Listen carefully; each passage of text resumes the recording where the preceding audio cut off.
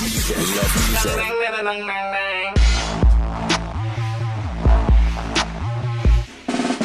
it talk. When we erupt into the room. Brilliant. Well, obviously it sort of put your buzz out there at the start of 2011. I think you've had a great year this year. You've hooked up with legendary hip-hop rapper and producer David Banner and the wonderful Estelle for the track Benz. Yeah.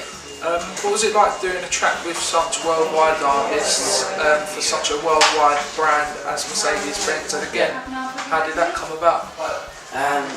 That actually, funny enough, led on from the Gorillaz thing, because I did the Gorillaz tour, I did the show in London, and the two ladies who were behind the Mercedes-Benz campaign, they saw me at the Gorillaz show, and they contacted me basically through that, and it was good. It was very different for me because essentially it was a corporate gig, you know, like it was like.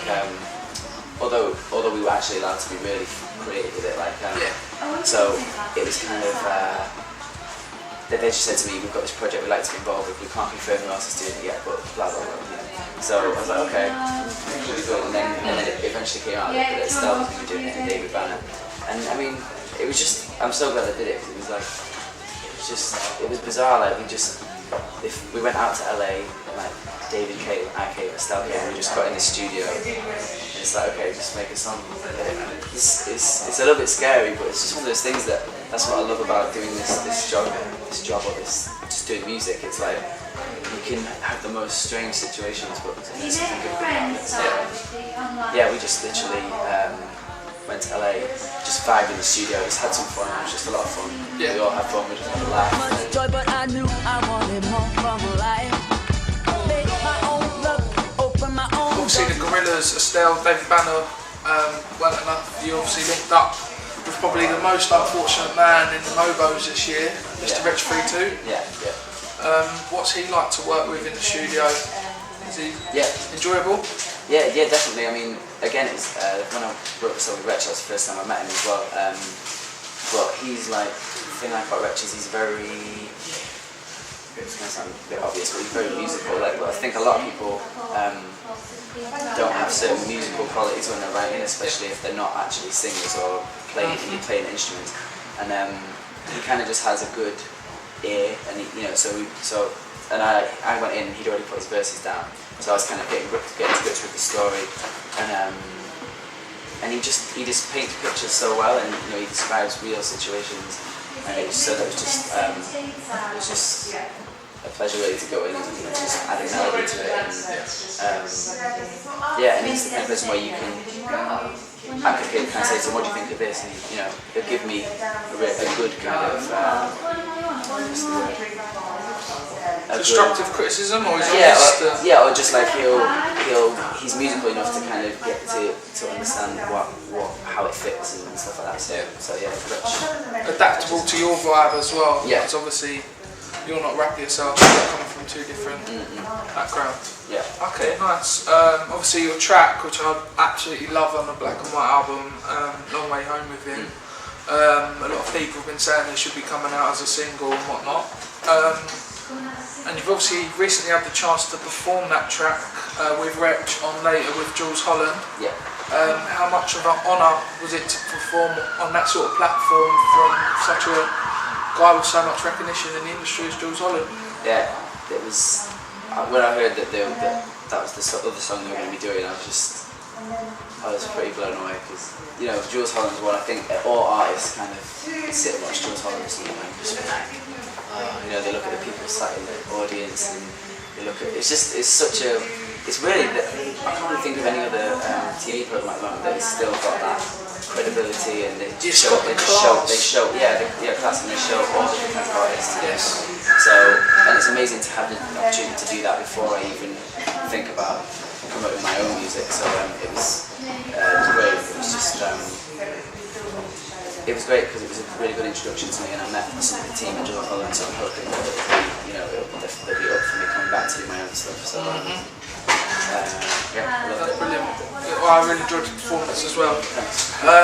After building your career so far, you worked with some great people, played at some amazing places. At the end of this year, you've had the chance to release your solo stuff, well, sort of at the end of summer, if you will. Yeah. Before I talk about your own music, we've got to talk about your image.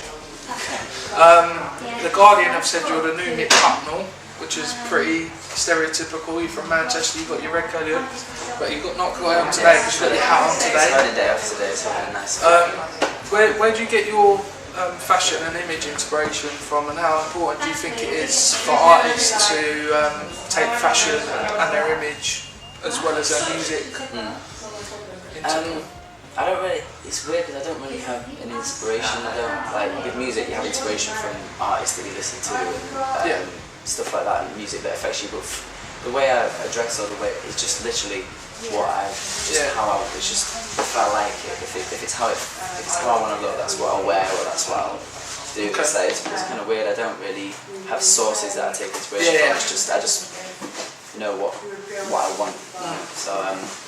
So I think, and I don't think it's vital, but I think, obviously the music industry is about the music, but it is important to have an identity in that music, and if your music's not slap you in the face enough to be to just grab people's attention, completely, I think it's always good to have an image that will just help you stand out. Usually, I guess. With the image, it was obviously important because you also did like a silhouette.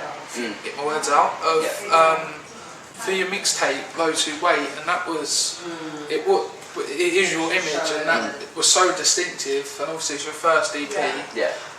So I guess it is really important, the image. And it's just identity. It's more about identity. Having an identity, and you just have to, it's just about how you put that across, and that's why I wanted to do the silhouette. I thought it was just the simplest way of just showing something that would maybe stick in people's heads.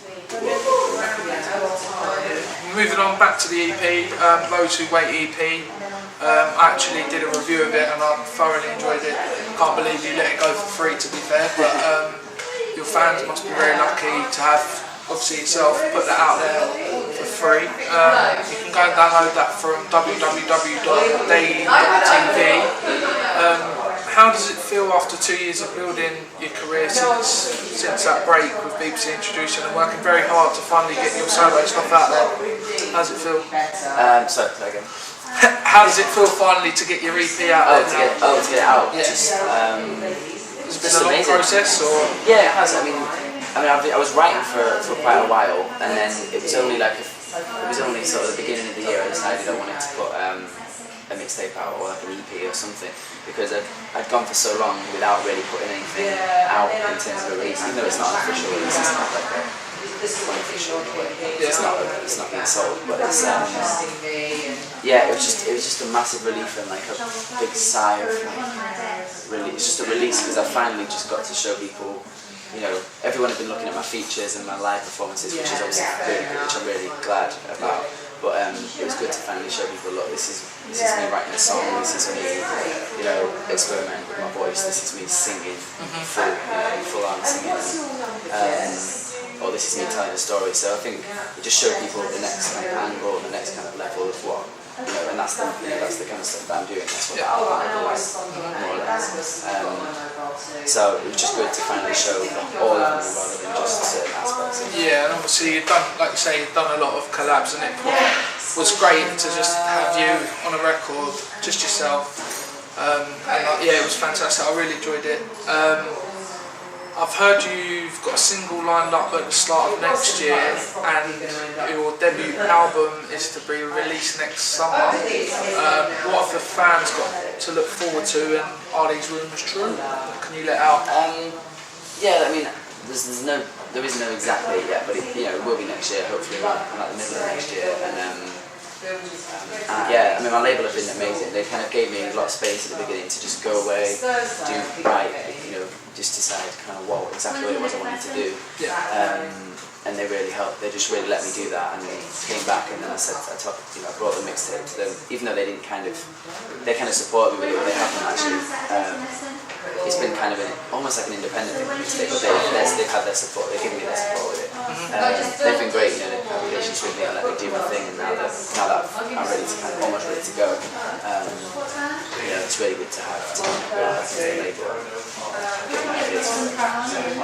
Is there anything anyone can look forward to when we come to the end of 2011? We're going to do, I think the plan is now to do, I'm going to keep pushing the mixtape for the rest of the year, putting out some proper music videos for some of the songs on the mixtape, which I want to say what they are, but just in case we change our mind, but it'll be a surprise. Yeah. But there'll be hopefully 2 or 3, and they'll be my favourite songs on the mixtape. So that should be good. So good, proper music videos, and then I'm going to put like a deluxe version of it out. Because now that I've given it away, I feel like I should put it on iTunes for anyone who kind of who doesn't know that it's free, basically. So if people type in my name on iTunes, they can get it. So it's going to be like a deluxe edition with maybe an additional song, some music videos in it. So that, and then it'll just be warming up to the album really, and the official. I did put out on Twitter to see if there's any fans who wanted to ask a few questions. I've had a couple of feedbacks. Okay. The Real Slice said, who would you most like to collaborate with and why? It's always a hard one because there's so many. I know. I'd say I'd love to collaborate with Imogen, who's she's like a more electronic, ambient kind of artist, but she's a great songwriter, amazing vocalist. So I'd love to collaborate with her. Or I'd love to do a song with Emily Sandé. We have actually been in the studio. We were in the studio last year. We've got some stuff we're excited what we're going to do with it, but I'd love to actually do a proper kind of. She's got such a great voice. Yeah. I'd love to do something with them. And last but not least, this is from the Daley. He said, why did you leave Manchester to move to London? Was it necessary to further your career? I think it definitely was, yeah. I mean, I love Manchester. It's like, I love going back there. I love it as a city. It's an amazing city. It's just the music scene. When I was there, at the time when I was trying to just break out, there just was not. I tried to find venues and outlets and a scene to get involved with, and it was such a dead end. And I ended up meeting at uni friends who were from London at uni, and they were just like, I'd go down to London and do little things here and there, and it just became obvious that for me at that time it was more beneficial for me to be in London. But I still go back to Manchester all the time. It's amazing to go back to Manchester now and do gigs like that and know who I am a bit more, and actually the scene for the Manchester music scene is expanding a bit, and there are or other genres kind of starting to come. Yeah, because it's obviously well renowned for having its musical talents up there, and it has got its industry up there, but like you say, I guess there was a gap in where the angle you're coming from with your music. So it just needed a slight, I think Manchester just needed a slight update in terms of like bringing more into it, like a bit more soul, more kind of not just the indie vibe, which I think is happening. So well, it's been an absolute pleasure meeting you. I wish you all the best of luck with the rest of your crew. I'm sure we'll meet up at a later date, and make sure everyone go and download www.daley.tv and go and support his EP that's out now. So thank you and take care. Thank you.